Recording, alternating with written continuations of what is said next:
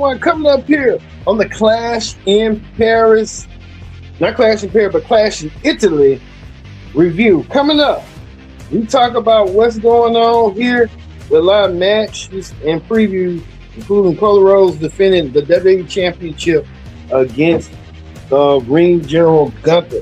Cody Rhodes emerged victorious over Gunther. We'll talk about it as well as Roman Reigns had tribal combat. And Roman Reigns successfully defended his world championship. 2 world championships on the line. We'll talk about it coming up. Also, too, yesterday was Mass versus Mass. Brand Americanos colliding. Which one of deserved won their match? We'll talk about it coming up here. As well as Nature Boy Ric Flair targeting now another person on social media, his own son. We'll get to it on Wrestling Hot Topic. We get the Pro Wrestling Show started for Clash in Italy. Hello, everyone. Welcome to this edition of the Pro Wrestling Show special called Clash in Italy Review. I'm your host, as always, Kendra Dixie. Glad you can join us here for Clash in Italy. Join in the conversation using the hashtag using the hashtag Pro Wrestling, I'm going to say. And don't forget to hit that subscribe button so you won't miss a thing here on the Pro Wrestling Show. Let's not waste no time whatsoever. Let's get things started right here, right now, with the Clash in Italy. We kick things off with the WWE Championship is on the line. As you see right here, you see Cody Rhodes, the current WWE Champion, set to defend his goal against the #1 contender, the Ring General Gunther. Cody Rhodes versus Gunther was the kickoff match for the night. You see Gunther right here. Wants some world gold. I can't blame Gunther. Gunther wants the belt. He'll do anything to get the belt. Well, it was a high contested match. I thought Gunther was going to win the championship, but that just wasn't the case. Gunther come a little bit short. Gunther didn't do what he needed to do. He fell a little bit short. Gunther trying to use that powerbomb. I want to show you that right quick. What Gunther was doing during the whole time match that cost Gunther the match. Cody Rhodes won the match, but Gunther had his feet underneath the ropes. The referee didn't see that. Referee looked like he got acknowledged by that. Cody Rhodes emerges and retains the world championship. I believe Cody Rhodes still the WWE champion. Cody Rhodes found a way to win again by defeating Gunther. Gunther ain't gonna like that one bit. You can tell Gunther's gonna be highly upset. Gunther's gonna find a way to get a rematch. Gunther deserved a rematch. Gunther lost to none of those pretense. So Gunther didn't expect that. And Gunther did. Hopefully Gunther will get a rematch. Cody Rhodes find a way to skin the teeth out of his cat. Retain the championship. But will it be a rubber match coming up at 9 champions? Only time will tell, but Cody Rhodes. Like we said right here, I want to show you that one more time. Cody Rhodes pinning Gunther. Gunther's foot was on the rope. Gunther found a way, being a master of disguise. I'm there, but Cody Rhodes emerging still WWE champion. I thought Cody Rhodes was going to lose the WWE championship, but my guy, he found a way to win. But what Cody Rhodes said, I'm always easy to find, but hard to beat. And then what Cody Rhodes said. Bring on some unique statistics. I want to get to this right here. The longest world championship reigns, Cody is not going to be in that conversation.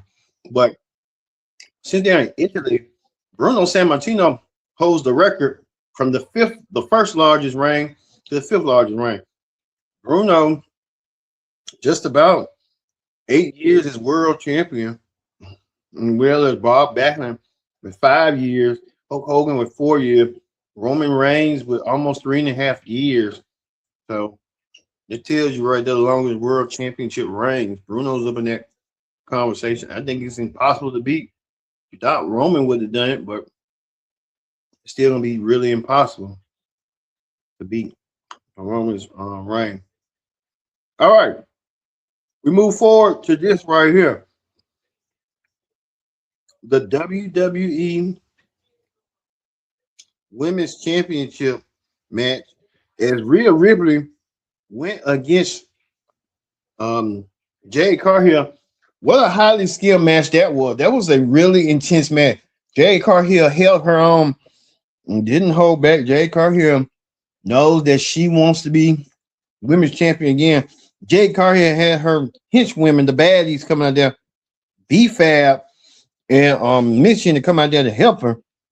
Till Charlotte Flair came out there to even things out, putting Rhea Ripley's foot on the rope, as B-Fab had did the same as well. And you can tell right here, Jade looks like she was not happy about that when Charlotte got involved. Charlotte Flair looking a little bit better than it was she. Charlotte's helping Rhea retain the women's championship. Rhea Ripley did so. Rhea Ripley should thank Charlotte Flair, her lucky stars. Charlotte Flair helping her retain. Rhea Ripley hitting the riptide over Jade. Jade didn't know what to expect. Jade took the riptide and took it real dandy. Jade Cargill went down with the riptide. Rhea Ripley retains her WWE Women's Championship in a hard fought matchup that she did. Congratulations to Rhea Ripley. We knew Rhea was gonna do it. All right, that was the first two matches on the ESPN. No championship change. Was two world title matches, both men's and women's, for Rhea Ripley and Cody Rhodes that kicked off the ESPN Clash in Italy show. Now we get to the other half on the ESPN app. Brock Lesnar emerged victorious. Brock Lesnar defeated Oba Femi. Brock Lesnar did it not one, not twice, not three, not four, but 7 F5s. Brock Lesnar bear witness to Oba Femi and drop Oba Femi. Brock Lesnar getting his redemption and getting redeemed already. Oba Femi really didn't have no fight in him after when Brock had did that. Oba did hit the fall from grace, but Brock kicked out. But Brock Lesnar showing his dominance once again by pinning Oba Femi. Oba Femi's gonna really need some help, all right, because he got bust a move by Brock Lesnar. Brock Lesnar saying we're 1-1. So I'm assuming the rubber match could happen at SummerSlam if that's going to be the end game going forward. So Brock Lesnar emerged victorious over Oba Femi. Didn't see Oba Femi do nothing, man. All right, we move on to this. Looks like Soroka has become the new Intercontinental Champion. Soroka has done it, won her first major singles championship in WWE, defeating Becky Lynch. Becky Lynch gave her all. Becky Lynch saying that Soroka doesn't prove to be in the Intercontinental space. Soroka found a way to win. Soroka did so. Soroka pinned Becky Lynch to win the coveted Women's Intercontinental Championship. So congratulations in order to Soroka. Soroka on her way, on her journey. She left NXT about a month and a half ago.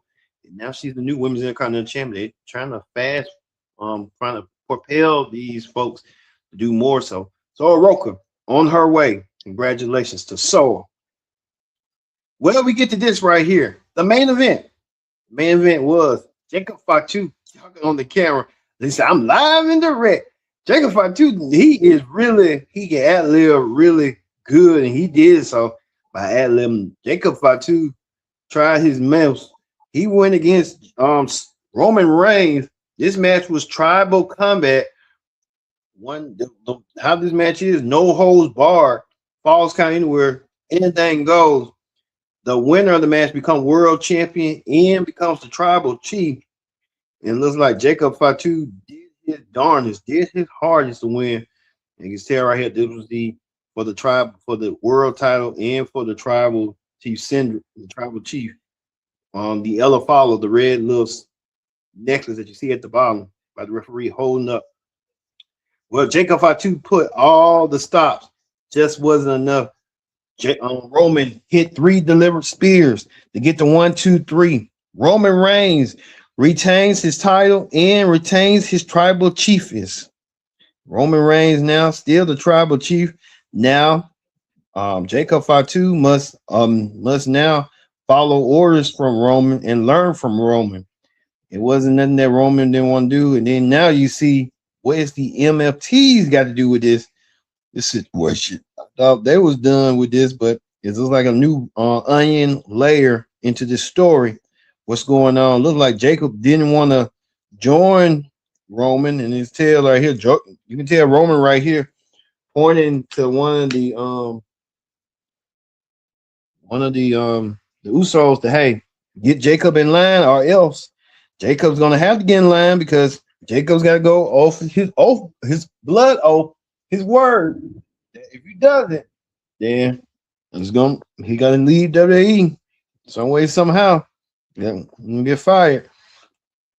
So Jacob Fatu really didn't itch or miss a beat, but you can tell right here, Roman Reigns getting the victory over Jacob. Jacob now must follow Roman Reigns' orders, or else. So it's going to be really hard for Jacob Fatu to learn what's going on. But what is the real entourage is what is going on with Jacob Fatu and the MFTs. See how that's going to go down. Hopefully soon. All right, that ends the Clash in Italy review. Let's move forward to wrestling hot topics. On wrestling hot topics, I want to talk about this right here. Nature Boy Ric Flair addressing the fact that his son David Flair, Ric Flair's saying to his son David that you can't loan my name, lend my name. You got to go and try to threaten to sue his son for trying to use his last name for business purposes. But when you're Nature Boy Ric Flair, you ain't got no choice. You know, you got to go along to get along. That's what I can tell you. Stuff. Looks like Ric Flair gonna do what he has to do. I can tell you that right now. Looks like Nature Boy. Looks like that's what's gonna be Nature Boy Ric Flair's moment going forward. So, like we said, we'll see what Ric Flair is gonna do and stuff for it. You can tell Ric Flair is gonna see fit on what's going on, but we'll see how this all gonna progress. Well, it looks like the El Grande Americano. I want to show you him right quick before we leave out this broadcast. Americano versus El Grande Americano match, Mass versus Mass, and he won the match. We know who he is, but we can't know who the original one was. The original one of the El Grande Americano Mass was none other than Chad Gable. We kind of knew, Mike Cole used to say it. Everybody knew it was Chad Gable. Chad Gable lost his mask. Chad Gable must demask. I think Chad Gable was a little bit sad that he had to unmask, because he was the original character, and then once he got injured, they used it for another one for him to do. So it's really tricky, but at the same time, it is what it is. But El Grande Americano, Chad Gable is no longer the original. He was the original one, but we kind of know who the new one is, but they trying to keep that under wraps. But we kind of know. All right. That's gonna do it for the Clash in Italy review. We talked about a lot. I mean, it really didn't boil down to nothing. Everything was already predetermined. They didn't take a chance with Jacob Fatu. That was the issue. Why they didn't want to take a chance. That we kind of knew the Brock Lesnar situation. Everything else was kind of predictable, about the same. Nothing really changed. We'll see Monday on Raw. Don't forget, we're gonna have a special Raw ring report coming up immediately following Raw. So it'll probably be 6 p.m. Tomorrow. So for me being Kendra Dix, saying so long. Thanks for watching the Pro Wrestling Show. We'll see you tomorrow for the Raw Ring.